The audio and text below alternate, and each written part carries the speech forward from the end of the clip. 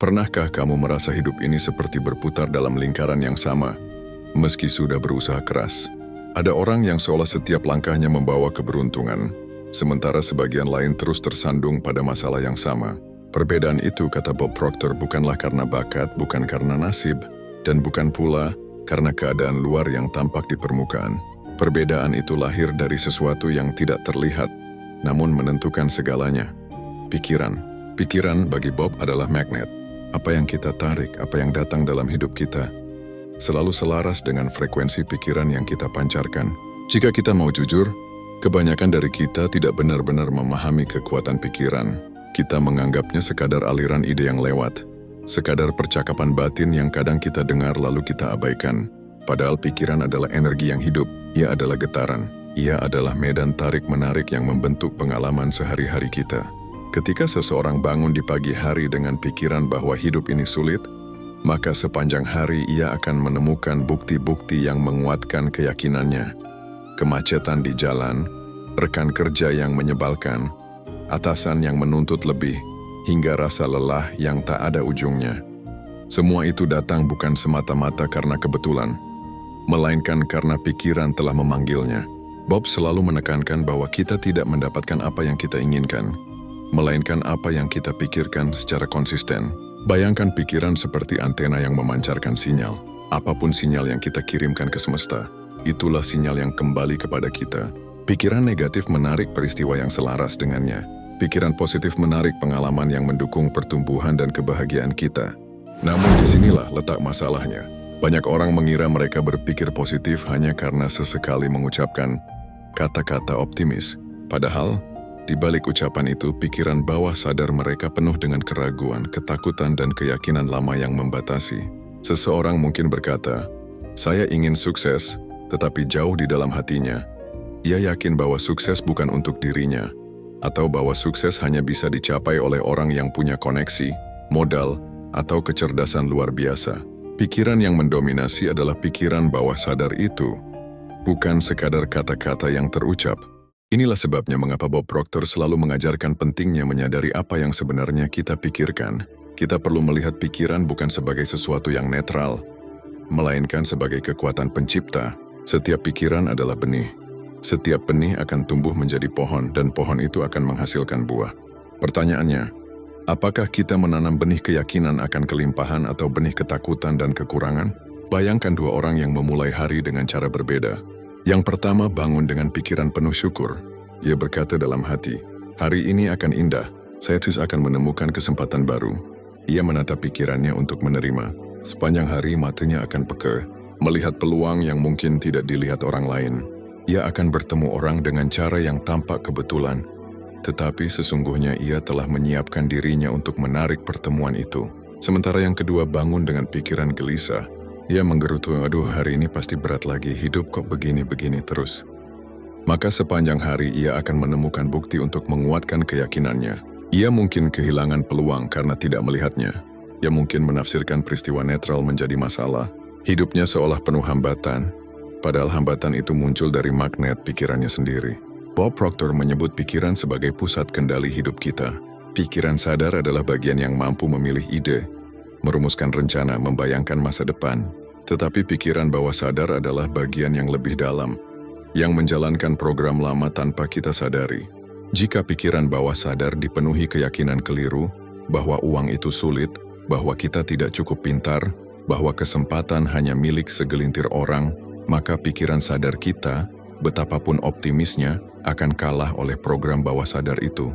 Pikiran bawah sadar bekerja seperti tanah. Tanah tidak pernah memilih benih mana yang ditanam. Apapun yang kita tanam, itulah yang tumbuh. Jika kita menanam benih jagung, maka jagunglah yang tumbuh. Jika kita menanam benih rumput liar, maka rumput liar yang memenuhi lahan. Begitu pula dengan pikiran. Jika setiap hari kita mengulang-ulang pikiran ketakutan, kecemasan, dan keraguan, maka itulah yang tertanam dalam bawah sadar kita. Dan bawah sadar akan memastikan hidup kita selaras dengan keyakinan itu. Untuk mengubah hidup, Bob berkata, kita harus mengubah pola pikir. Mengubah pikiran sadar saja tidak cukup. Kita harus melatih diri menanamkan ide baru, keyakinan baru, hingga menembus pikiran bawah sadar. Caranya, dengan pengulangan visualisasi dan emosi. Pikiran baru harus diulang-ulang, harus divisualisasikan sejelas mungkin, dan harus dihidupi dengan emosi yang kuat. Itulah cara benih baru menggantikan benih lama. Misalnya seseorang ingin kaya, ia tidak bisa hanya berkata sekali, "Saya kaya," lalu berharap hidupnya berubah. Ia harus menghidupi perasaan kaya itu, membayangkan dirinya hidup dalam kelimpahan, merasakan syukur seolah-olah ia sudah memilikinya. Ia harus mengulang-ulang gambaran itu setiap hari, hingga perlahan-lahan keyakinan bawah sadarnya bergeser. Ketika keyakinan bergeser, tindakan berubah. Dan ketika tindakan berubah, realitas ikut berubah. Bob sering memberi contoh sederhana. Pikirkan sebuah mobil merah. Bayangkan mobil itu dengan detail. Bayangkan mengendarainya. Bayangkan warnanya menyala di bawah cahaya matahari. Lalu dalam beberapa hari ke depan, kamu akan mulai melihat mobil merah lebih sering di jalan. Apakah sebelumnya mobil merah tidak ada? Tentu saja ada. Tetapi pikiranmu yang kini fokus pada mobil merah menjadi magnet yang menarik perhatianmu kepadanya. Begitu pula dengan segala hal dalam hidup, apapun yang kita fokuskan dengan konsisten akan semakin banyak muncul dalam pengalaman kita. Sebagian orang mungkin menolak gagasan ini. Mereka berkata, kalau pikiran menarik kenyataan, mengapa ada orang yang tidak pernah berpikir tentang penyakit tetapi tetap sakit? Mengapa ada orang baik yang mengalami kesulitan? Bob menjawab, pikiran bukan hanya yang kita sadari. Ada pikiran kolektif, ada keyakinan yang diwariskan, ada rasa takut yang dipupuk bertahun-tahun tanpa kita sadari. Seorang anak kecil misalnya, bisa saja tumbuh dalam keluarga yang selalu berbicara tentang kesulitan ekonomi. Tanpa pernah memilihnya, ia menyerap keyakinan itu ke bawah sadarnya. Maka ketika dewasa, meskipun ia berusaha keras, magnet dalam pikirannya tetap menarik kesulitan yang sama. Inilah mengapa kesadaran diri adalah langkah pertama. Kita harus berani bertanya, apa isi pikiran saya selama ini? Apakah saya lebih sering memikirkan peluang atau lebih sering memikirkan masalah?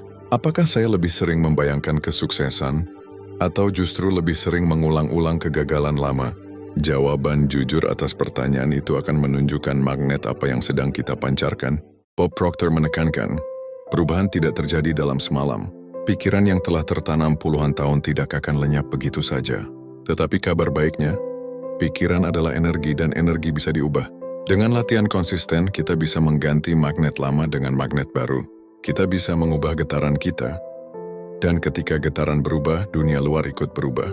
Bayangkan hidup kita seperti radio. Jika ingin mendengarkan musik klasik, kita harus menyetel frekuensinya ke saluran musik klasik. Tidak mungkin kita tetap berada di frekuensi dangdut lalu berharap mendengar simfoni Mozart. Begitu pula hidup. Jika kita ingin menarik kelimpahan, kita harus menyetel pikiran kita ke frekuensi kelimpahan. Jika kita ingin menarik cinta, kita harus menyetel pikiran kita ke frekuensi cinta. Dunia luar hanyalah gema dari frekuensi dalam diri. Pikiran adalah magnet, tetapi kita adalah pengendali magnet itu. Kita yang memilih apakah akan hidup dengan magnet ketakutan atau magnet keyakinan. Kita yang memilih apakah akan terus mengulang pola lama atau menciptakan pola baru. Dan pilihan itu hadir setiap hari, dalam setiap pikiran kecil yang melintas di benak kita. Hidup bukanlah rangkaian kebetulan. Hidup adalah cerminan pikiran yang terus-menerus kita pancarkan. Jika ingin mengubah cerminan itu, kita tidak perlu memecahkan kaca. Kita hanya perlu mengubah wajah yang menatapnya. Begitulah cara pikiran bekerja. Kekuatan pikiran tidak terbatas. Ia bisa menciptakan dunia yang indah atau dunia yang penuh penderitaan. Semua bergantung pada bagaimana kita menggunakannya. Bob Proctor ingin kita sadar, kita tidak pernah menjadi korban keadaan. Kita adalah pencipta keadaan. Kita tidak pernah benar-benar tidak berdaya.